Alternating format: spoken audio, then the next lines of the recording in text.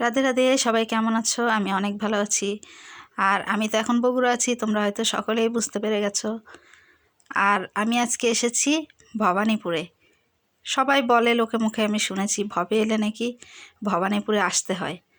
তো এসে আমি প্রথমেই গেটের সামনে এই যে ভোগের দোকান আছে, যে যেমন ভোগ দেবে সে পরিমাণে কিনতেছে। তো আমিও ভোগের জন্য সন্দেশ কিনলাম, এখানে যেহেতু বিক্রি করছে। তারপরে সঙ্গে সঙ্গে খালি তো ভোগের সন্দেশ কিনলেই হয় না, সাথে কিনতে হয় যেমন ধূপকাঠি, তারপরে সিঁদুর, তারপরে মোমবাতি। আমি এগুলো কিনে নিয়েছি। এগুলো দিয়ে আমি এখন মাকে দর্শন করার জন্য মন্দিরের ভিতরে ঢুকে যাচ্ছি। মন্দিরের ভেতরটা অনেক সুন্দর। আমি যখন এসেছিলাম অনেক ছোটোবেলায় এসেছি, আমি অনেক বছর পরে আসলাম মাকে দর্শন করার জন্য। আর এখানে তো আজকে তো তিথি ছাড়া আমি এসেছি, মানে এখানে সবসময়ই লোকজন থাকে, আসতে পারে পুজো দেওয়ার জন্য। তো আমিও সেই জন্যই চলে আসছি, কারণ এখানে আসার তো কোনো নির্দিষ্ট কোনো কারণ থাকে না যে এই সময়টাতে আসতে হবে। যে এখানে অনেক ভক্তরা এসেছে, দেখলাম আমি অনেক দূরে দূরে থেকেও সব দর্শনার্থীরা এসেছে। কথায় আছে না, ভবে এলে ভবানীপুর আসতে হয় মাকে দর্শন করার জন্য। জানি না আসলে এই কথাটা কত পার্সেন্ট সত্যি কিনা, তবে আমি শুনেছি আর আমি এটা অন্তর থেকে বিশ্বাস করি। চলে আসলাম মাকে দর্শন করার জন্য। আর এখানে সবসময় একজন ঠাকুরমশাই থাকে, যিনি এই মন্দিরে পুজো দেন। তো আমি আমার ভোগের সন্দেশটা আমি এখন ঠাকুরমশাইয়ের হাতে দিয়ে দিচ্ছি। উনি এখন পুজো দিয়ে দেবেন ঠাকুরমশাই, সেই জন্য। দেখো, তোমরা মাকে দর্শন করো, মার কাছে সবাই সবার মনোকামনা চাও। দেখো, মা যেন সবার মনোবাসনা সব পূর্ণ করে। সবাই মার কাছে প্রার্থনা করো। কিছুক্ষণ পরে ঠাকুরমশাই বললেন যে পুজো দেওয়া হয়ে গেছে। তারপরে আমি আমার ভোগের প্রসাদটা নিয়ে নিলাম ঠাকুরমশাইয়ের কাছ থেকে। এখন আমি আশীর্বাদী ফুল আমার মেয়ের মাথায় একটু ছোঁয়ালাম, তারপরে আমার মাথায় ছোঁয়ালাম। আর বন্ধুরা, আমি কিন্তু আজকে এখানে একা আসিনি, আমার বাবা মার সঙ্গে এসেছি, বাবা মাকে নিয়ে এসেছি। তারপরে যে এখানে আমি ধূপকাঠি মোমবাতি জ্বালিয়ে, তারপরে আমি মাকে ধূপকাঠি মোমবাতি দেখিয়ে পরে আমি আবার এখানেই রেখে দিয়েছি। সবাই যেরকমভাবে করছে আমিও ঠিক সেরকমভাবেই করলাম। দূর থেকে দেখাতে হবে, কাছে যাওয়া যাচ্ছে না, কারণ এখানে অনেক ভক্তবৃন্দ আছে। সবাই যেহেতু দর্শন করার মনোকামনা নিয়ে এসেছে, তো আমি সেখানে আর বিঘ্ন ঘটালাম না। আমি দূর থেকেই মাকে ধূপকাঠি মোমবাতি দেখালাম। আর এই ভবানী মা আত্মার মন্দিরে এখানে কিন্তু অনেকগুলো ছোট ছোট আরও মন্দির আছে।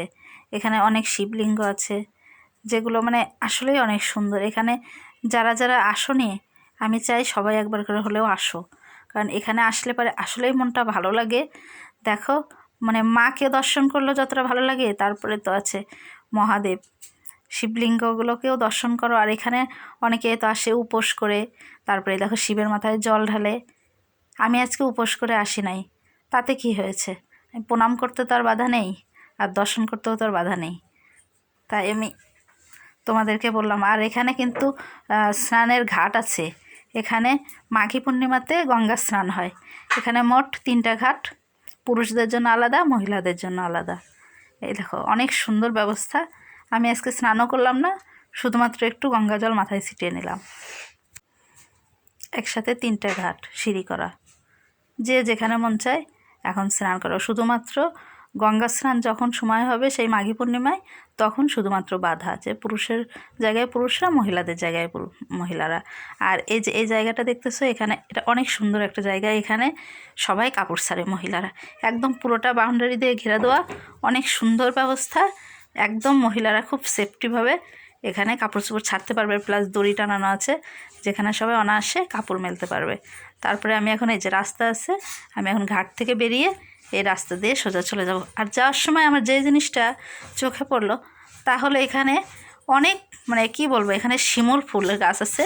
শিমুল ফুল এত পরিমাণে পড়ে আছে যে এখন ওনরা সবাই শলা দিয়ে ঝাড় দিয়ে দিয়ে সব জড়ো করে করে রাখছে। শিমুল ফুলগুলোও অনেক সুন্দর লাগতেছে, কি বলবো, এগুলো তো অনেক দিন পরে পরেই দেখলাম। যাই হোক, পরিবেশটা অনেক সুন্দর। আর এখানে যারা ঝাড় দিয়ে পরিষ্কার করতেছে তারাও বারবার দেখলাম করতেছে, কারণ একটু পরপরই তো নোংরা হচ্ছে, সেই জন্য। দেখো, আমি একটা শিমুল ফুল হাতেও নিলাম। আর এখানে যে মন্দিরগুলো দেখা যাচ্ছে যে আমার পিছনে ছোট ছোট, এই মন্দির প্রত্যেকটা মন্দিরে কিন্তু একটা করে শিবলিঙ্গ লেখা মানে আছে।